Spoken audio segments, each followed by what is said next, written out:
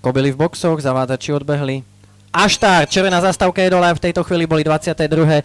slovenské Oaks Deluis odštartované. Ktorá z kobyl bude vodiť, to je otázka. A odpoveď na ňu z tohto čelného pohľadu sa hľadá pomerne ťažko, ale je tam Sázava, je tam aj Nordman, takže Sázava a Nordman na bariére a takisto aj Klaudia Octavia stredom dráhy.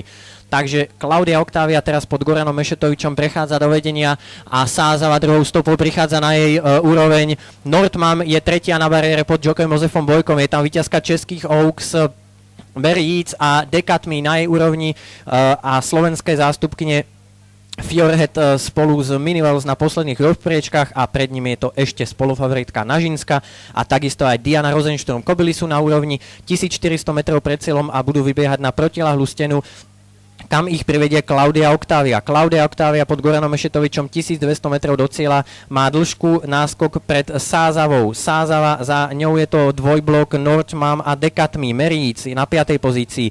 Diana Rosenšturm spolu s Nažinskou 6., 7. a 8., 9. miesto pre Fjordhead a Miniwells. Kilometr do cieľa už menej, kobily sú v polovici protiľahlej steny. Blížia sa k medzníku 800 metrov pred cieľom a je to stále Klaudia Octavia. Klaudia Octavia pred Sázavou, Decathlon spolu s Nordman na 3. 4. pozícii, Mary Yates 5. Diana Rosenšturm 6.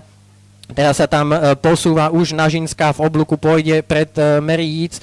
Diana, respektíve Fjordhead už takisto sa snaží akcelerovať pod Jaroslavom Linkom, ale je to stále Sázava s Klaudiou Octaviou. Sázava, Klaudia Octavia teraz privedú pole kobyl do cieľovej rovinky a vonkajšou stopou tam teraz je vyvezená Fjordhead a je to Nordman, ale teraz na bariére, ktorá veľmi dobre vytočila pod Jozefom Bojkom. Klaudia Octavia stredom dráhy a je to Nordman, ktorá teraz akceleruje a budeme čakať na útok Nažinskej. Nordman na bariére, ešte Klaudia Octavia sa drží, ale je to Nordman. Nordman si beží v ústretí víťazstva a už žiadna zo superiek nechytí. Je to víťazstvo Jozefa Bojka po 4 rokoch.